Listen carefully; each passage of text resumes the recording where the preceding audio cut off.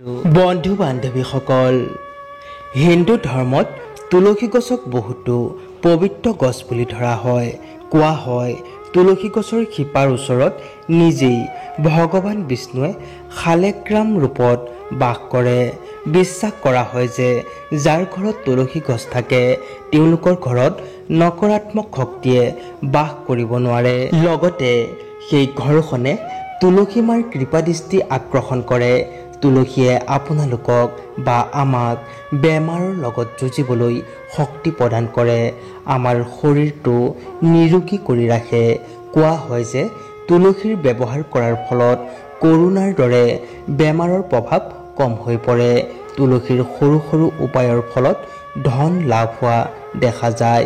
ইয়াৰ বিষয়ে অলপ জানো আহক। ১ নম্বৰতে, যদি আপোনালোকৰ শনিত নৱগ্ৰহ বা যিকোনো প্ৰকাৰৰ দোষ আছে বা শনি আৰু ৰবি দোষৰ পৰা পীড়িত হৈ আছে, তেতিয়া তুলসীৰ শিপা এডাল তাবিজত লৈ বা ভৰাই তাক ডিঙিত পিন্ধক।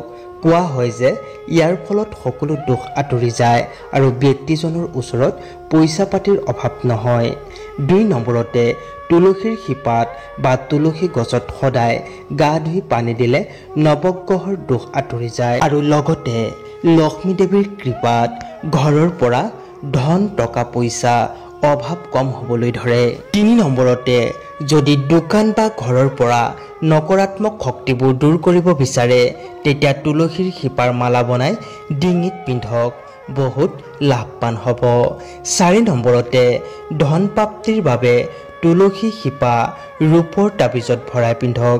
ইয়াৰ ফলত ধন অহাৰ ৰাস্তা খোল খাই যায় আৰু ব্যক্তিজন ধনী হ'বলৈ ধৰে।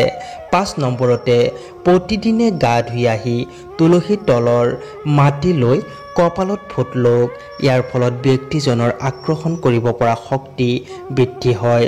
সন্মুখৰ ব্যক্তিজনে আপোনাক দেখি বা আপোনাৰ ফালে বহুত সোনকালেই প্ৰভাৱিত হ'ব। যদি প্ৰতিদিনেই তুলসীৰ তলৰ মাটি লৈ কপালত ফোট লয়, মনটো সদায় শান্ত হৈ থাকে আৰু দুৰ্ঘটনা আপোনাৰ পৰা আঁতৰি থাকে বা আপোনাৰ দুৰ্ঘটনা